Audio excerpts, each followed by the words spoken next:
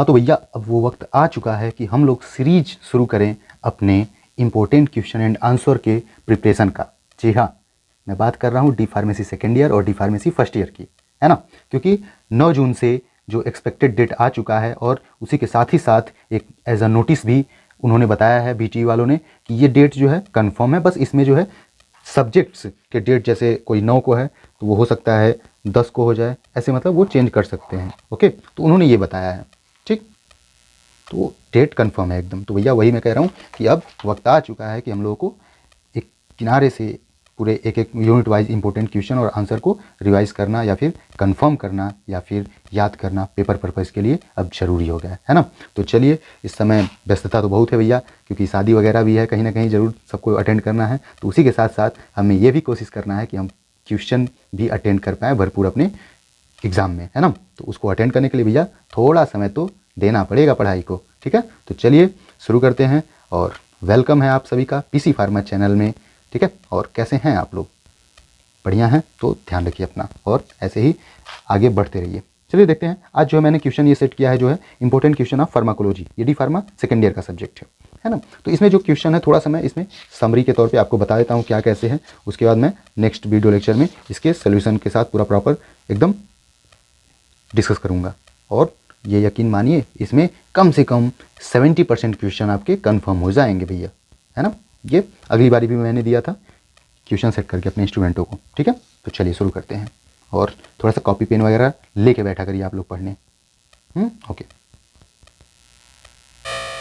जी, देखिए तो इसमें क्या मैटर है, आप लोग पहले भी जानते हैं कि पेपर पैटर्न क्या है। मेरे पास प्रेजेंट है अगले साल का, पिछले वर्ष का जो है मैं इस पर बीच बीच में अटैच कर दूंगा। और इंपॉर्टेंट क्वेश्चन वगैरह और आंसर के लिए आप हमारे टेलीग्राम चैनल पे विजिट कर सकते हैं, जो कि मैं डिस्क्रिप्शन में लिंक दे दूंगा। चलिए इसको समझते हैं थोड़ा सा, आप लोग लास्ट तक बने रहिए, आपको श्योरिटी हो जाएगी हाँ भैया इतना तो हम पढ़े हुए हैं, सर जी तो आसान कर दिए और हम लोगों की चीज़ें जो कन्फ्यूज़न है वो भी दूर हो जाएगा, ठीक है। तो लास्ट तक देखिए, ये 10-15 मिनट का वीडियो होगा। ओके चलिए, देखिए लिखा है क्वेश्चन फर्स्ट में क्या है, उसके अंडर में ढेर सारे टॉपिक्स मैंने दिया है।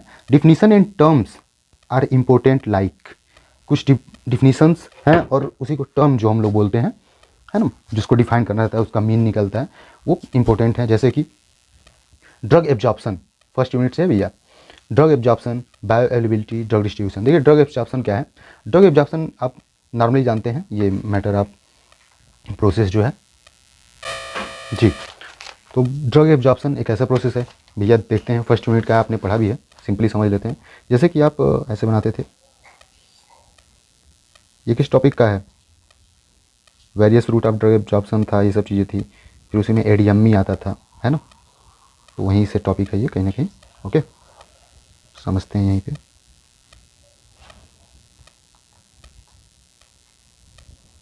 आप लोग एग्ज़ाम में अगर आप लोग को डायग्राम वगैरह भी लगता है कि समझाने के लिए बनाना चाहिए तो आप लोग बना सकते हैं, ऐसी कोई बात नहीं है।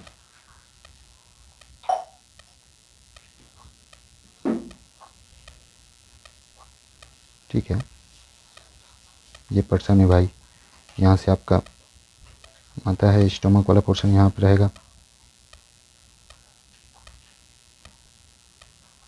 यहाँ पे आंत वाला पोर्शन आ जाता है ना, ये सब चीज़ें रहती हैं।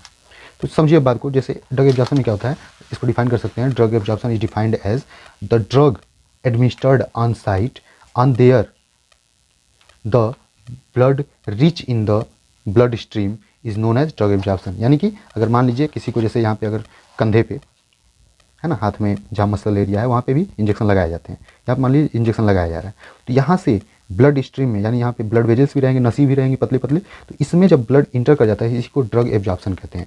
यानी कि एडमिनिस्टर्ड साइट से site to blood stream, in blood stream drug are reach is known as drug absorption, ठीक है ना भैया। तो बायोअवेलेबिलिटी क्या होती है, बायोअवेलेबिलिटी भी सिंपल है, इसके बाद का स्टेप होता है सीधे सीधे ड्रग एब्जॉर्प्शन के बाद वाला। बायो मतलब जैविक और अवेलेबिलिटी मतलब उपलब्धता, यानी कि दवाई का उपलब्ध हो जाना, किसमें, ब्लड में। तो इसको डिफाइन करेंगे, bioavailability is defined as how much drug reach in blood is known as bioavailability. आखिर कितनी मात्रा में जो ड्रग है ब्लड में पहुंच गया, उसी को बायोअवेलेबिलिटी कहते हैं। जैसे कि 100 mg आपने खाया तो अब भैया आंत में जाएगा, वहाँ पे पचे उचेगा, ये सब डिग्रेडेट होगा, टूटेगा, तो उसके बाद कितनी मात्रा में यहाँ पे आंत में अवशोषित हो गया, आंत यहाँ पे जो पोर्शन है हमारा, है ना, तो इसमें कितना पहुँच गया। तो 100 mg जरूरी नहीं है 100 mg, मुश्किल से 10 mg हो सकता है पहुँचेगा, 10 mg 20 mg, तो उसी को हम लोग क्या बोल देते हैं, बायो अवेलेबिलिटी। तो सिंपल सी चीज़ें हैं सब। ड्रग डिस्ट्रीब्यूशन, अब ड्रग डिस्ट्रीब्यूशन भी इसके बाद का स्टेप है। ड्रग डिस्ट्रीब्यूशन को बोलेंगे when drug is rich in blood stream then it distributed to action site is known as drug distribution। जब ब्लड में दवाई पहुंच चुकी है और वो अपने जहाँ पे भी एक्शन दिखाना है वहाँ पे पहुंच जाती है, तो उसी को ड्रग डिस्ट्रीब्यूशन कहते हैं। जैसे कि हमने मुँह के रास्ते दवाई तो खाई, लेकिन मुझे यहाँ पे नाखून में दर्द हो रहा था या फिर उंगली में दर्द हो रहा था हाथ के, तो यहाँ पे जब तक ब्लड के थ्रू जो है दवाई पहुँचेगी नहीं तो कैसे एक्शन मिलेगा। तो यहाँ पे जब तक पहुँच जाता है रिसेप्टर को ब्लॉक कर देता है वगैरह, उसके बाद हमें दर्द ठीक हो जाती है भैया, तो उसी को ड्रग डिस्ट्रीब्यूशन बोल देते हैं। अगला टॉपिक देखिए, डिफिनीशन है, सिंपल सी है, ये सब चीज़ें आपको 3 नंबर में आपको देखने को मिल सकता है और 1 नंबर में भी देखने को मिल सकता है पेपर में, ठीक है। मैं प्रॉपर और अगले वीडियो लेक्चर में मैं डिस्कस कर लूँगा, ओके। अगला है टॉपिक मेटाबॉलिज्म या फिर बायो ट्रांसफॉर्मेशन। देखिए मेटाबॉलिज्म और बायो ट्रांसफॉर्मेशन ये दोनों शब्दों से एक ही है मीन इसका, ये किसी शब्द से भी पूछ सकता है। मेटाबॉलिज्म का मतलब होता है ना भैया, जब आपने दवाई खाया तो अब काम तो हो गया, तो भैया वो बाहर भी जाएगा ना। अब जैसे हमारे घर पे कुछ ख़राब होता है तो कोई प्लम्बर आ गया, ठीक है, नल ठीक कर दिया, लीक हो रहा था कहीं से चीज़ें, तो उसके बाद क्या होगा, वो वहीं रहेगा जीवन भर नहीं ना, वो बाहर जाएगा ना। उसी तरीके का कहीं ना कहीं हिसाब किताब हमारे शरीर में भी है। ड्रग आया, वो अपना काम कर लिया, मरम्मत वगैरह जो भी करना है, उसके बाद उसे बाहर निकाला जाता है। तो बाहर निकलने के लिए ना, जैसे हम प्लम्बर को भेजने के लिए पैसे देंगे, उसका जो भी है सिस्टम, तो यहाँ पर क्या होता है, शरीर में ढेर सारे रिएक्शंस कराए जाते हैं, जिसे फेज़ 1 और फेज़ 2 करके देता है। अभी हम लोग लॉन्ग क्वेश्चन में भी आपको समझा देंगे, हम प्रॉपर नोट्स के साथ पढ़ा देंगे, नोट्स बना हुआ है, ठीक है ना। तो वैसे ही इसमें क्या होता है, metabolism is a process in which the active drugs are inactively change by the many chemical reaction in our body. या सीधे सीधे biotransformation is a process in which the drug are changed in body for excrete out. अगर जब तक जो है body में, शरीर में ड्रग की जो अवस्था है वो जैसी है वैसे चेंज नहीं होगा फिर, तो वो बाहर नहीं निकलेगा। जैसे कि कोई मान लीजिए यहाँ पे है बेंजीन रिंग है, ऐसे बेंजीन रिंग, ओके, इससे OH लगा हुआ है यहाँ पे, ओके। तो ये क्या होगा ना, अगर इसे बाहर निकलना है तो इसमें ऐसा होगा कि प्रोसेस रिएक्शन वगैरह करके यहाँ पे इसको रिप्लेस करके CH3 आ जाएगा, जो कि इसका इनएक्टिव फॉर्म रहेगा ड्रग का, और ये इजिली एक्सक्रीट आउट होने के लिए तैयार हो जाएगा, बाहर निकलने के लिए तैयार हो जाएगा, है ना, ओके। तो यही बात हो रही है जी। तो देखिए यहाँ पे और क्या है मैटर। उसके बाद है एक्सक्रीशन ऑफ ड्रग, है ना, एक्सक्रीशन ऑफ ड्रग। इसमें क्या होता है कि वही बात है भैया, व्हेन ऑल द एडीएमई यानी absorption, distribution and metabolism process occurs, then the last process is excretion of drug. In this process the drug are excrete out our body by the renal system और non renal system. Renal system क्या होता है, kidney के द्वारा बाहर निकलना है। Kidney द्वारा का मतलब है कि ब्लड में रहेगा, छन के उसके बाद टॉयलेट के रूप में बाहर निकल जाएगा। एक ये हो गया प्रोसेस रीनल यानी किडनी के थ्रू, और नॉन रीनल होता है जैसे कि पसीने के थ्रू, आंसू के थ्रू, लार के थ्रू, ये सब इस रास्ते से भी दवाइयाँ जो है बाहर निकल जाती हैं, ओके। अब मियोटिक्स ये एक कैटेगरी है ड्रग की, और एक आता है मीडियाट्रिक्स, ये दोनों अपोजिट हैं। मियोटिक्स क्या होता है, मियोसिस इसका मेन टर्म होता है और इसका मीडियासिस होता है, ये एक बीमारी या फिर ये कंडीशन होता है। और मियोटिक्स वर्ड है, एक कैटेगरी है दवाई की। तो miotics are those drugs which are temporally constrict to the pupil. Miotics ऐसी दवाइयाँ होती हैं जो टेम्पोरली यानी कुछ समय के लिए हमारे पुतली को, आँख की पुतली को सिकुड़ाने का काम करती हैं। तो ये किस कंडीशन में दी जाएगी दवाई, जिसकी पुतली जो है फैली हुई है, उसको हम कौन सी दवाइयाँ देंगे, मियोटिक्स। और मीडियाट्रिक्स क्या है भैया, ये मीडियाट्रिक्स सेम अपोजिट बोला था। तो mydriatics are those category drug which are use to treat the constriction of pupil, यानी कि जब कंट्रिक्ट सिकुड़ा हुआ रहेगा प्यूपिल तो हम मीडियाट्रिक्स देंगे। समझ गए बात, ये जब फैला हुआ है तो देंगे ताकि वो सिकुड़ा दे, नॉर्मल साइज ला दे, और मीडियाट्रिक दिया जाएगा जब सिकुड़ा हुआ है ज़्यादा तो उसको फिर फैलाने के लिए मीडियाट्रिक्स देंगे, ओके। ग्लूकोमा क्या है, ये सब आँख से संबंधित है, तीसरा चैप्टर तीसरे से है ये सब। ग्लूकोमा देखिए, ग्लूकोमा में क्या है भैया मैटर, ग्लूकोमा भी एक डिजीज कंडीशन है, आई से रिलेटेड, है ना, आप पढ़े भी हैं, मैं बता देता हूँ, ओके। तो लिखेंगे glaucoma is a disease condition related to the eye in which in this condition the optic nerve are damaged. आँख की जो ऑप्टिक नर्व होती है ना भैया वो डैमेज हो जाती है। जैसे यहाँ पे अगर आप आँख वाला पोर्शन अगर यहाँ देखा जाए, ऐसे आगे भैया लेंस रहेगा, यहीं पे पुतली वगैरह रहता है, ऐसे करके पीछे रहता है पोर्शन आपका, आपने पढ़ा भी है कहीं ना कहीं, देखा है, एग्ज़ाम वगैरह के लिए भी तैयार करना पड़ेगा भाई। तो यहीं पे ऑप्टिक नर्व रहता है जो ब्रेन के पास ले जाता है मैसेजेस, हाँ भैया हमने क्या देखा है बताओ, जांच पड़ताल करके। तो ये ऑप्टिक नर्व डैमेज हो जाता है तो ब्लाइंडनेस की कंडीशन भी आ सकती है। और ये क्यों होता है? Due to the ocular pressure, आँख के अंदर जो ये यहाँ पे फ्लूइड जो भरे रहते हैं उसी का अगर प्रेशर ज़्यादा बढ़ने लगता है तो ऑप्टिक नर्व डैमेज हो जाता है। और ये अक्सर जो है बुढ़ौती में यानी कि ज़्यादा एज होने लगता है तभी होता है। तो क्या होता है? Glaucoma is a disease condition related to eye in which the optic nerve are damaged due to the ocular pressure, okay, is known as glaucoma। ठीक है भाई। कोलिनर्जिक ड्रग्स क्या है? कोलिनर्जिक ड्रग्स और एड्रेनर्जिक ड्रग्स ये भी दोनों opposite हैं। कोलिनर्जिक ड्रग्स ऐसी दवाइयाँ होती हैं जो पैरासिम्पैथेटिक नर्वस सिस्टम की तरह काम करती हैं, यानी कि इसको हम पैरासिम्पैथोमाइमेटिक ड्रग भी बोल सकते हैं। ओके, माइमेटिक का मतलब होता है मिमिक्री यानी कि हूबहू। तो कोलिनर्जिक ड्रग्स जो है ये अल्फा बीटा जो रिसेप्टर हैं इनको और ज़्यादा एक्टिव करते हैं या उनसे बाइंड होकर उसके काम को बढ़ाते हैं। ओके, आप पढ़े हुए हैं cholinergic drugs are those type drug which activate the parasympathetic nervous system. Okay, parasympathetic nervous system का क्या रोल है आप कमेंट में जरूर बताइए अगर याद है तो, नहीं तो मैं तो डिटेल में डिस्कस करने ही वाला हूँ अगले वीडियोस लेक्चर में। ओके ठीक। एड्रेनर्जिक ड्रग्स में क्या है मैटर भैया? Adrenergic drugs are those category drug which act या फिर which activate the adrenergic system और सिंपैथेटिक नर्वस सिस्टम, है ना। एड्रेनर्जिक सिस्टम बोलो या फिर सिंपैथेटिक नर्वस सिस्टम बोलो, तो इसको किस नाम से हम बोल सकते हैं? सिंपैथोमाइमेटिक ड्रग के नाम से। ये किसको एक्टिवेट करेगा? एस्टिलकोलिन वगैरह, एस्टिलकोलिन न्यूरोट्रांसमीटर होता है भैया, ठीक है ना, उसको एक्टिवेट करेगा। तो ये सेम है चीज़ें। नूट्रोपिक्स, ये क्या है? नूट्रोपिक्स को मॉडर्न ड्रग भी बोलते हैं या स्मार्ट ड्रग भी बोलते हैं। ये कोग्निटिव एक्टिविटी को इंप्रूव करता है, कोग्निटिव यानी कि हमारे मेमोरी की क्षमता को बढ़ाता है। तो nootropics are smart drug, is also known as smart drug which improve our memory, thinking power and solving power etc. Okay.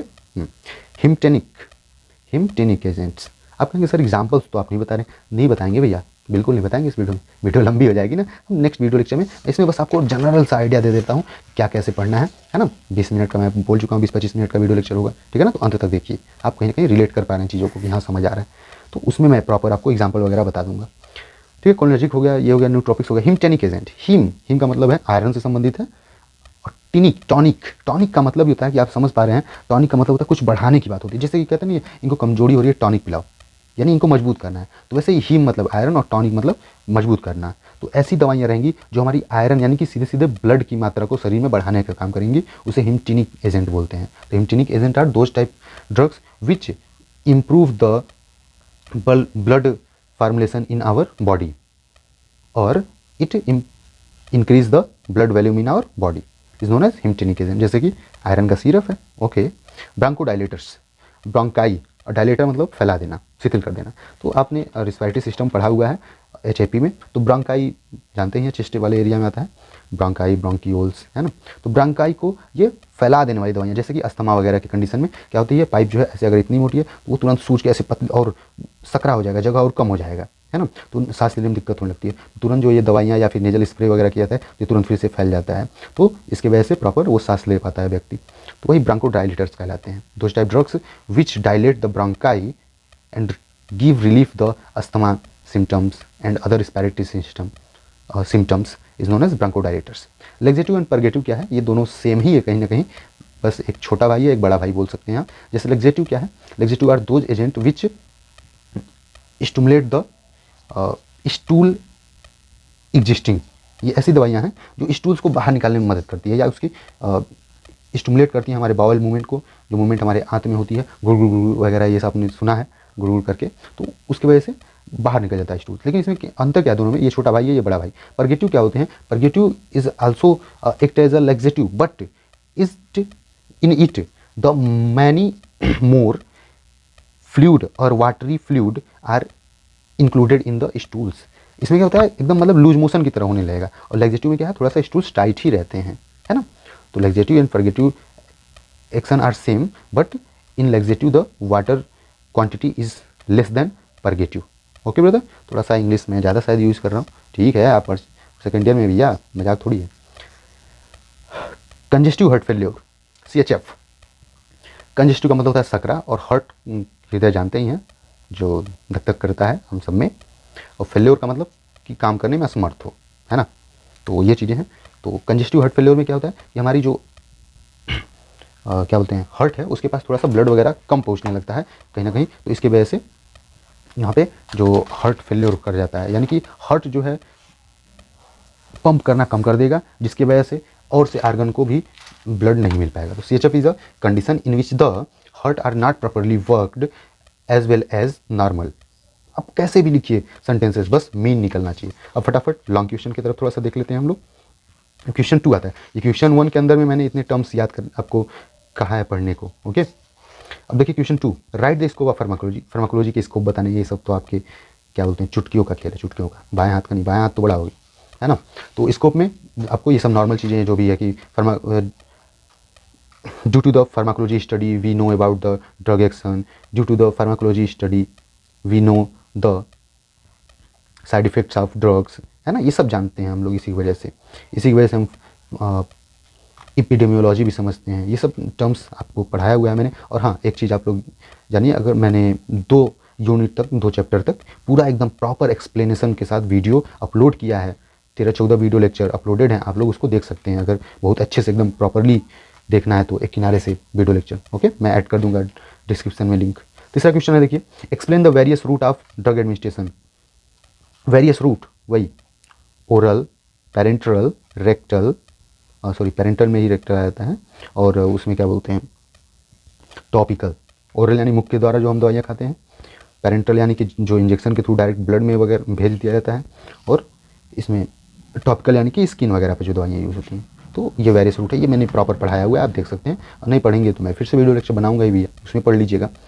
Explain the bio transformation and it's reaction and factor affecting bio transformation. अच्छा, bio transformation या फिर metabolism मैंने ऊपर अभी definition बता दिया आपको, है ना। इट्स रिएक्शन, इसके रिएक्शन 2 टाइप के इसमें रिएक्शन होते हैं, फेज़ 1 और फेज़ 2, ठीक है ना।